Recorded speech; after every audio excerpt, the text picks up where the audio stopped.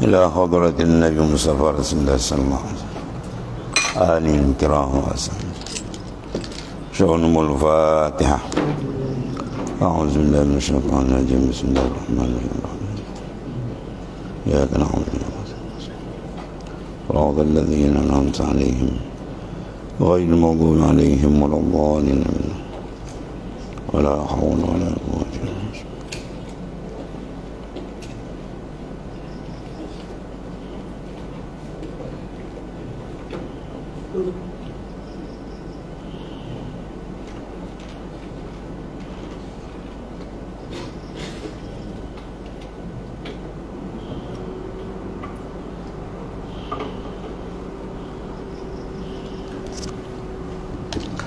Sabar.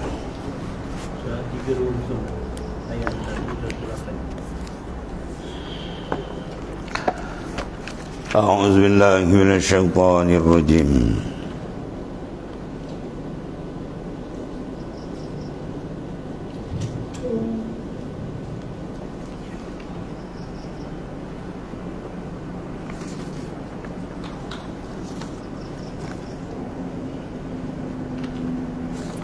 Ayat berapa?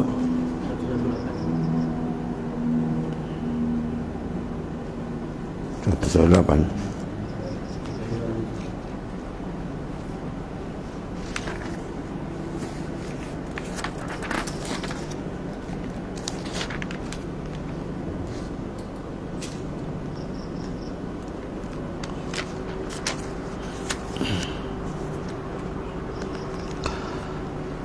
أعوذ بالله من الشيطان الرجيم. يا أيها الذين آمنوا لا تتخذوا بطانة من دونكم لا يألونكم خبالا ودوا ما أنتم قد بدت البغضاء من أفواههم وما تخفي صدوركم أكبر قد bayyana lakumul ayati in kuntum ta'qilun. Wahai orang-orang yang beriman, sesuai dengan keimanan sekalian kamu, janganlah kamu jadikan teman kepercayaanmu teman yang mengetahui rahsia yang bisa kalian titipkan rahsia-rahsia itu padanya di luar kalanganmu, yaitu orang-orang kafir dan orang-orang yang mukmin. Dan ketahuilah bahawasanya mereka itu kerana mereka tidak henti-henti mendatangkan kepadamu dan tidak mencegah daripadamu kemudaratan, bahaya dan kerosakan. Bahkan mereka menyukai dan selalu berharap apa yang menyusahkanmu, yang membahayakan dan mencelakakan kamu.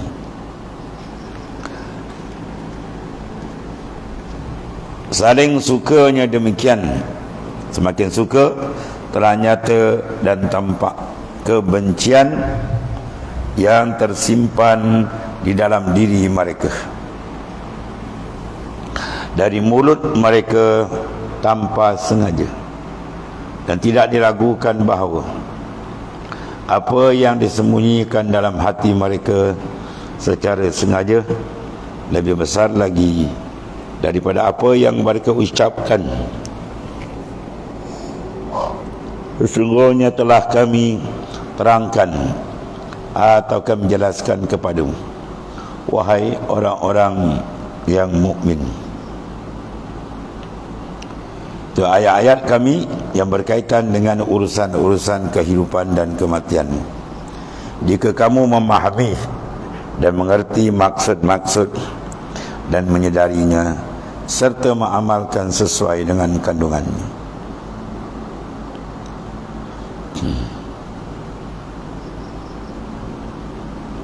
Ini di antara akan dedahkan sifat-sifat golongan orang-orang yang kufur. Atau orang yang benar-benar beriman kepada Allah Ta'ala, yang benar-benar berpegang teguh dengan Al-Quran, pimpinan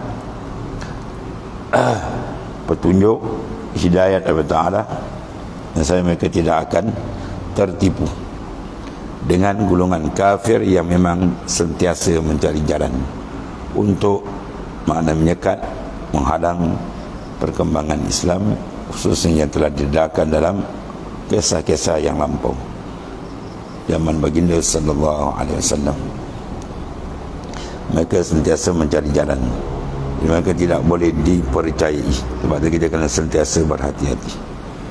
Bahkan kalau seorang fasik saja datang buat berita pun, kita kena maknanya imbau, kena timbang, kena perhati elok-elok. In ja'akum fasikum binaba'in fatabayyan. Jika datang kepada kamu fasikun, orang yang fasik, apatah lagi ni fasik akidah, lagi tu kafir, fatabayyanu, hendaklah kamu mengambil tabayyun.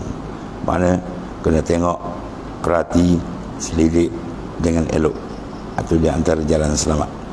Kalau tidak, kita akan tertipu, sebab musuh sentiasa mencari jalan untuk menjahanamkan umat Islam. Itu peringatan banyak dalam Quran. Maksud dalam ayat ini Allah Ta'ala menyatakan jangan diberi kepercayaan terus, berhati-hati.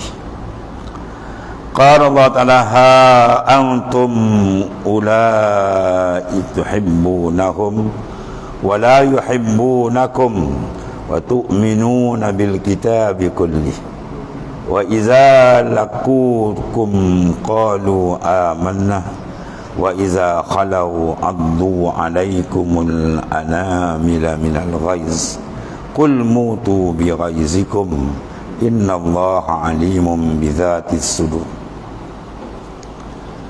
Begitulah kamu wahai orang-orang yang mukmin, mereka yang melakukan kesalahan dan yang lalai itu mencintai mereka dengan cinta yang tulus, padahal mereka tidak mencintaimu kecuali hanya sebatas pura-pura dan nifak.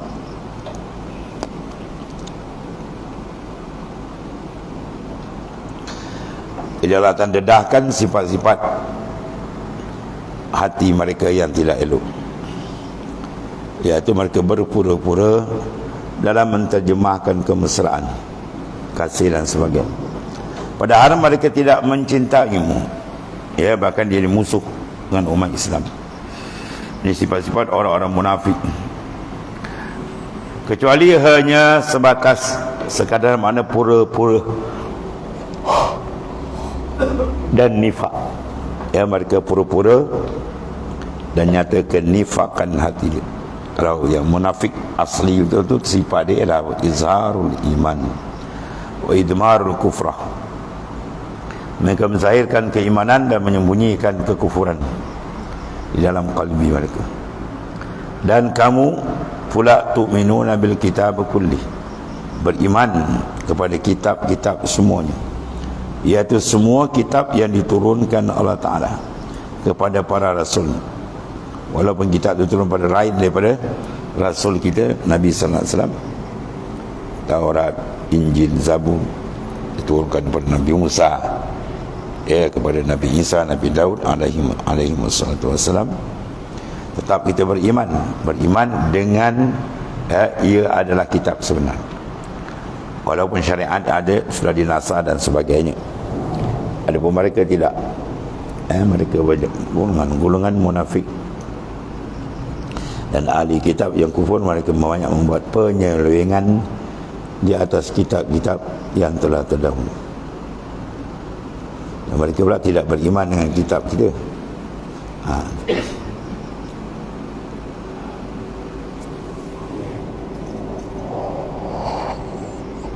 Ya Allah. Sementara mereka tidak beriman pada kitabmu yang meliputi kitab-kitab sebelum, mana kitab yang merangkumi segala pengajaran iktibar yang ada dalam kitab sebelum. Semua ada lengkap dalam Al-Quran, tapi mereka tak beriman. Dan sebab apa tu? Hasadan min indihim, kerana dalam perut mereka ada penyakit hasad, ada penyakit dengki, ya, hubud dunia dan sebagainya, terutama hubur riasah, kasih kepada jadi kepala orang.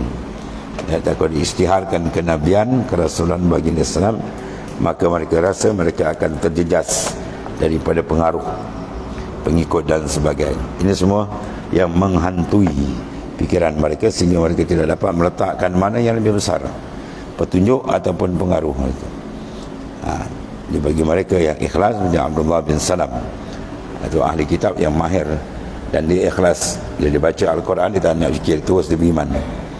Dia nampak ini bukan kalam manusia, bukan kalam insan, ini kalam Allah. Dia kenal, terus dia mudah je beriman.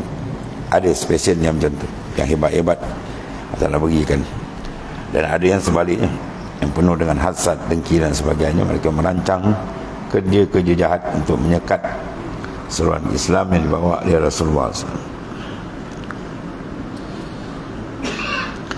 Dan akibat dia, saking menafikan mereka itu, mereka saling menafikan, ya, menafikan mereka itu.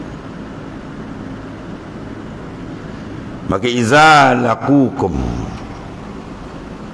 qalu amanna. Apabila mereka berjumpa, mereka berkata secara berpura-pura, amanna, kami tetap beriman, kata, dengan agama, iaitu kitab dan rasul.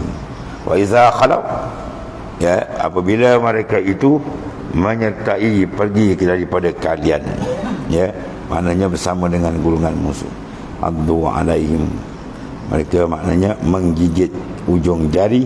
Kerana apa? Tingginya kemarahan. Orang marah macam addu, gigit, ketap jari kan, geram. Jadi mana mereka menyahirkan kemarahan mereka dengan menggigit jari, dan tidak adanya kemampuan untuk membalas.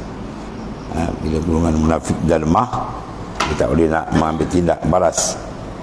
Ya, peperangan Islam menang banyak, kekuatan Islam pun mula terselah, maka mereka maknanya yang tidak beriman, yang degil dengan kekufuran batin dia, dia menggigit jari kegeraman, geram hasad kepada orang-orang mukmin.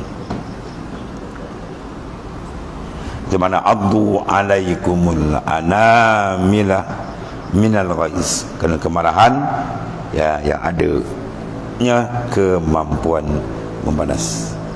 Kalau dia ada kemampuan balas, dia balas. Dia tak ada kemampuan. Kemudian kul, katakanlah wahai Rasul yang paling sempurna, kepada mereka dengan maksud mereka mengancam. Kul mutu bi ghaizikum, mana matilah kamu wahai orang-orang munafik dengan kemarahan sekalian kamu. Jadi kamu matilah dengan mati yang terazab. Mana kamu dalam keadaan jiwa kamu tertekan, ya, kamu mati. Mana kamu mati dalam keadaan jiwa kamu belum terubat, iaitu ada penyakit geram, menyirap darah manas, pemanas.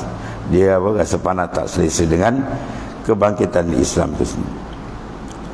Maka mutu, matilah kamu wahai orang-orang munafik, wahai orang kafir munafik, matilah kamu bighaizikum, kerana kemarahan sekalian kamu. Matilah dengan sifat marah kamu sendiri, dan neraka menunggu kamu. Sebab mereka ni nifak, tak beriman.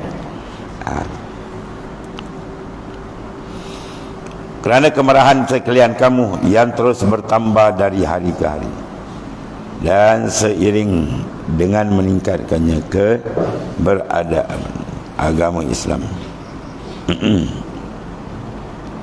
Dan kalian tidak aman dari rezeki, dari reka daya dan balasan Allah Ta'ala.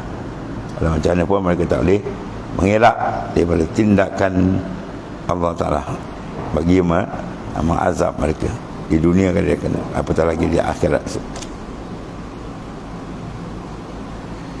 Allah. Kemudian innallaha alimun bidzati sudur, dan Allah sungguhnya Allah Ta'ala mengetahui apa isi hati, iaitu mengetahui apa yang di dalam kalian rahsiakan dalam hati. Mereka bila buat jahat, ulah munafik yang biasalah, mulut lidah dia bercabang, lain dia buat, lain dia cakap, lain yang dibawa, lain yang diberitahu, dibawa bukan Islam, tapi dia tutup benda tu. Yang ini kekafiran dan kemunafikan yang ada tersemat, terpaku di dalam kalbi mereka. Dan Allah Ta'ala membalas sesuai dengan pengetahuan dia. Dia balas tu, dia tahu banyak mana, kadar mana, semua dalam ilmu Tuhan. Akibat daripada kedengkian itu semua sifat dalam, dengki kepada baginda sallallahu alaihi wasallam. Allah.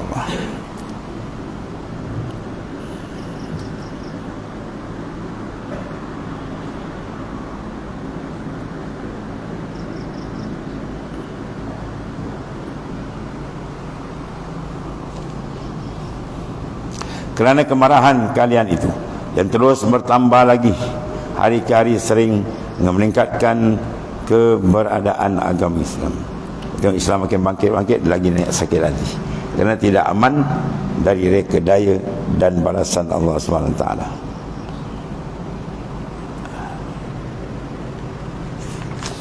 Allah. Inna Allah alimun bidhati sudur.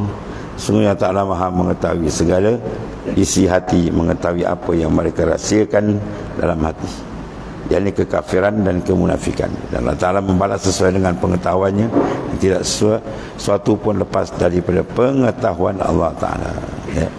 Kerana akibat itu, kedengkian itu, kebencian mereka.